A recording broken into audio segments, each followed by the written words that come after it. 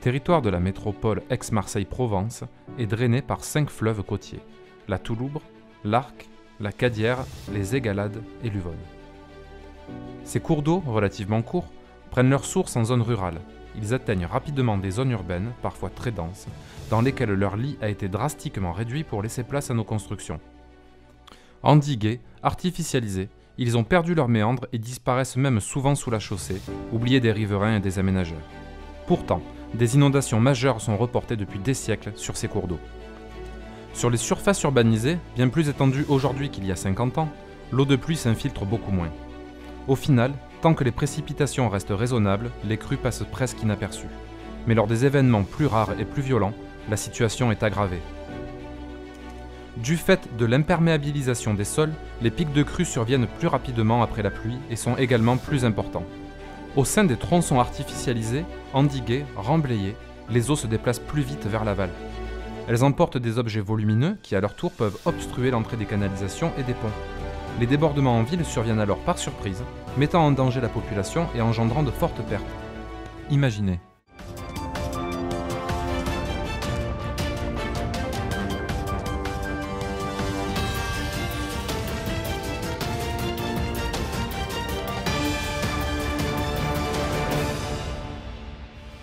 Après un week-end déjà pluvieux, la nuit dernière a été marquée par des précipitations extrêmement intenses enregistrées sur la métropole Aix-Marseille-Provence, et plus particulièrement sur les bassins de l'Arc et de l'Uvonne. Entre 11h du soir et 9h du matin, on enregistre localement plus de 250 mm d'eau, plus du tiers de ce que l'on enregistre en un an. À 6h, les stations hydrométriques de la Touloubre avaient déjà aussi dépassé les niveaux atteints lors des orages violents il y a 2 ans. Malgré l'accalmie prévue pour ce midi, on peut craindre au cours des prochaines heures de fortes inondations.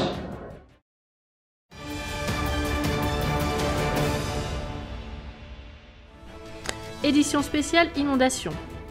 Suite aux pluies diluviennes de cette nuit, les Bouches-du-Rhône sont en alerte maximale face aux crues.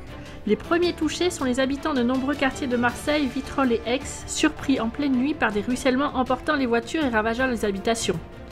Les dégâts sont multiples. Le lotissement de l'Ermitage à Marseille a été submergé par un véritable torrent de boue venu du ruisseau des Égalades. À Rousset, l'Arc est soudainement passé sur le pont de Favary, emportant un piéton venu regarder la crue.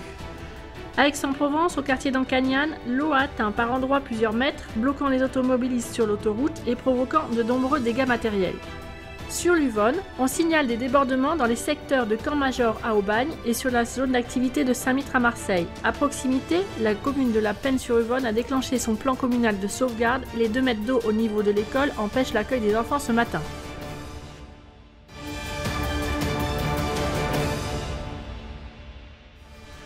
Sur le territoire de la métropole, il est ce soir possible d'annoncer que les inondations qui font rage depuis cette nuit sont d'une ampleur exceptionnelle et les spécialistes parlent déjà de valeur centenale. Le long de l'Uvonne, la situation est particulièrement critique dans l'ancienne cité ouvrière de la Gardanne, où des dizaines de voitures ont été emportées par les eaux et où l'évacuation des habitants est difficile. La priorisation est d'autant plus compliquée pour les secours que la commune de Marseille doit également faire face au ruissellement généralisé ainsi qu'au débordement du ruisseau des Égalades.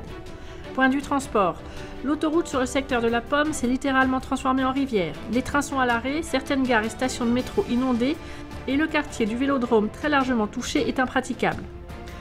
À Gardanne, les débordements de la Luyne ont atteint l'usine Péchinet et de nombreux quartiers sont inondés en centre-ville. De nombreux quartiers sont également touchés, parfois par plus d'1 mètre d'eau, sur les communes d'Aix-en-Provence, Bouc-Bel-Air, Cabriès. À Simiane-Collongue, des grillages emportés par les eaux ont obstrué la buse du Val des Mourgues, engendrant l'inondation du centre-ville. À Aix-en-Provence, la zone commerciale de la Pioline est inondée et la station d'épuration hors d'usage. Plus bas, au Mille, l'école Auguste Boyer, heureusement évacuée ce matin, a été dévastée. La digue de l'Olympe, longtemps pointée pour son caractère dangereux, a cédé sous la pression de l'Arc, provoquant l'inondation soudaine de plusieurs villas. À Berlétan, des flots boueux se sont propagés jusqu'au centre-ville. Les hameaux alentours sont également affectés et totalement isolés.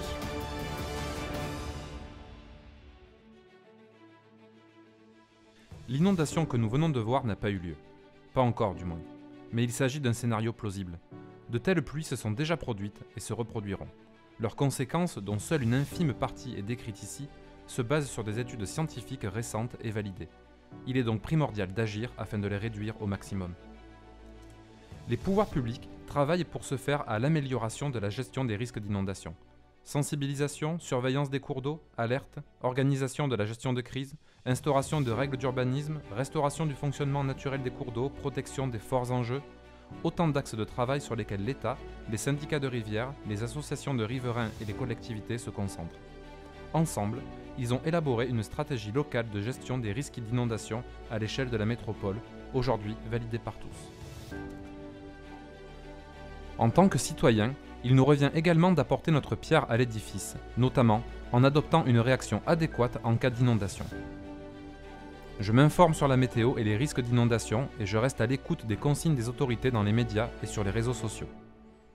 Je ne sors pas, je m'abrite dans un bâtiment, pas sous un arbre pour éviter un risque de foudre. Je ne prends pas ma voiture et je reporte mes déplacements.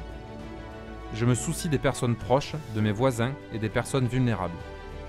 Je m'éloigne des cours d'eau et je ne stationne pas sur les berges ou les ponts. Je ne vais pas chercher mes enfants à l'école, ils sont en sécurité et pris en charge. Je ne m'engage ni en voiture, ni à pied sur un pont submersible, gué, passage souterrain. Moins de 30 cm d'eau suffisent pour emporter une voiture. Je ne descends pas dans les sous-sols et je me réfugie en hauteur, en étage. Retrouvez les bons comportements à adopter sur développement-durable.gouv.fr.